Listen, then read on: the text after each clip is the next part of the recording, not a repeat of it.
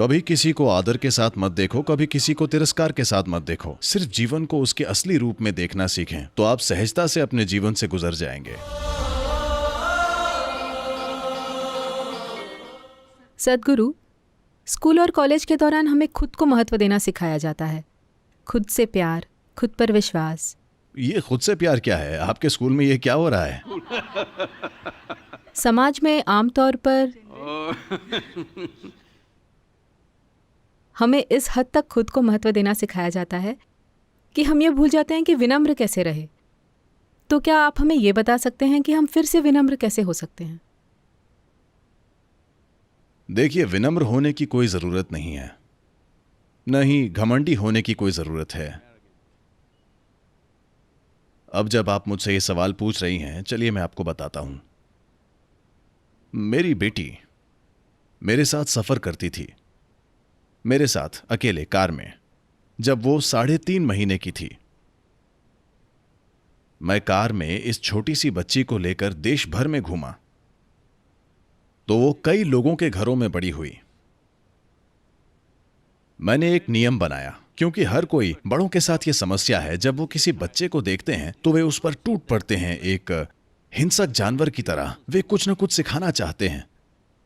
ये इतना हर कोई 1 2 3 4 या ABCD या Mary had a little lamb सिखाना चाहता है। मैंने कहा, देखिए, मैं नहीं चाहता कि वो ABC 1 2 3 जाने, नहीं मुझे इसकी परवाह है कि मेरी के पास एक लैम्प था या नहीं। तो कोई नहीं, एक नियम है कि आप उसके साथ खेल सकते हैं, कोई उन्हें कुछ सिखाएगा नहीं। तो वो हंसते खेलते बड़ी हुई। 18 महीने की होते होते वो धारा प्रवाह 3 भाषाएं बोल रही थी। क्योंकि किसी ने उसे कुछ सिखाया नहीं तो वो सुन रही थी। वो ये नहीं गा रही कि Mary had a little lamb. कोई राइम्स नहीं, कोई भाषा नहीं, कोई गणित नहीं, बस जीवन। मैंने सोचा था कि मैं कभी उसे स्कूल नहीं भेजूंगा, लेकिन सिर्फ एक वजह यह थी कि उसका अपने एज ग्रुप के साथ रहना जरूरी था। तो वो स्कूल गई और जब वो करीब 12 साल की थी, एक दिन वो स्कूल में जो हुआ उससे थोड़ा परेशान होकर घर आई।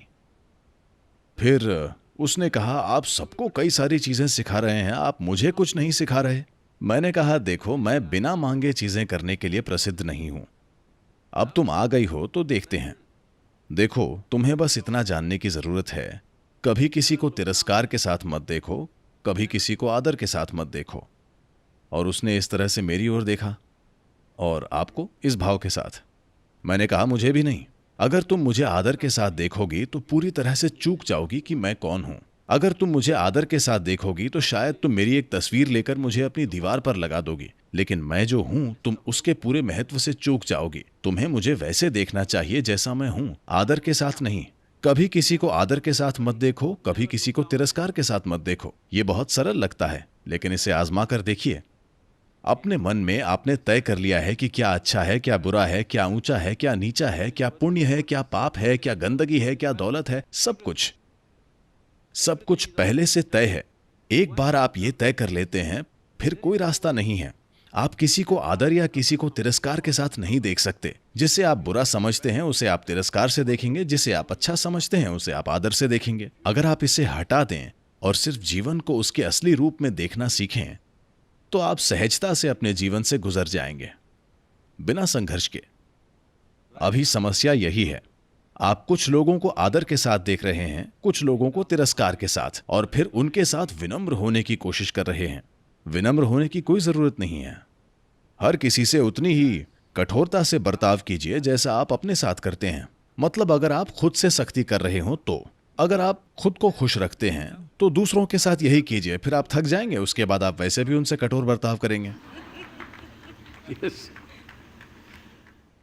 तो ये सरल है। मैं आपको वही चीज बता रहा हूं जो मैंने उसे बताई थी। इसने उसके लिए चमत्कार की तरह काम किया। कभी किसी को आदर के साथ मत देखिए, कभी किसी को तिरस्कार के साथ मत देखिए। बस हर चीज को वैसे देखिए जैसी वो है। यही इस संस्कृति की बुनियाद है।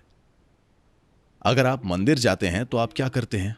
हाय, आप क्या करते हैं? अगर आप कभी मंदिर जाते हैं तो आप क्या करते हैं? नमस्कारम। अगर आप किसी पुरुष को देखते हैं तो क्या करते हैं? नमस्कारम। किसी महिला को देखते हैं तो क्या करते हैं? नमस्कारम। पेड़ को देखते हैं तो क्या करते हैं? नमस्कारम। आप एक पत्थर को देखते हैं, आप क्या करते हैं? नमस्कारम। एक गाय, सांप, गधा, बंदर, हर किसी को नमस्कारम।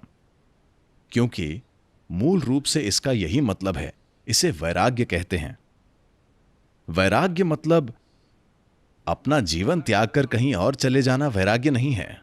ऐसी कोई जगह नहीं है जब तक कि आप उस शख्स के साथ नहीं जाते अंतरिक्ष में। मुझे लगता है वो आपको एक तरफ के टिकट के साथ भेजते हैं, वरना जाने के लिए कौन सी जगह है? आप जहां भी जाते हैं वहां भी जीवन ही है ना? तो वैराग्य का मतलब ये है। वैराग्य का शाब्दिक अर्थ है रंग से परे। इसका मतलब है कि आप पारदर्शी हो गए हैं। अगर आप पारदर्शी हैं तो जीवन का हर आयाम आपसे होकर गुजर जाता है, मगर वो आपको छूता नहीं है। आप जीवन को जिस हद तक चाहें संभाल सकते हैं। जिसे आप संभाल सकते हैं संभालिए, जिसे आप नहीं संभाल सकते उसे न संभालिए। लेकिन आपके जीवन में अगर आप वो नहीं करते जो आप नहीं कर सकते तो ये कोई समस्या नहीं है। लेकिन अगर आप वो नहीं करते जो आप कर सकते हैं तो आप एक तबाही हैं। जैसे ही आप सोचते हैं कुछ अच्छा है, कुछ बुरा है, कोई ऊंचा है, कोई नीचा है, कई सारी चीजें जो आप जीवन में कर सकते हैं नहीं करेंगे, सिर्फ क्योंकि आपको लगता है कि वो बुरा है, सिर्फ क्योंकि आपको लगता है कि वो नीचा या ऊंचा या जो भी बकवास है। तो हमारे जीवन में ये सबसे महत्वपूर्ण है, क्योंकि ये एक छोटा सा जीवन है। बहुत थोड़ा सा समय है मनुष्य की क्षमता के खिलने के लिए इस जीवन में। यहां अगर आप चुन रहे हैं कि क्या करना है और क्या नहीं करना है, नहीं, हर चीज जो आप कर सकते हैं वो होनी चाहिए। जो आप नहीं कर सकते वो नहीं होती, कोई बात नहीं।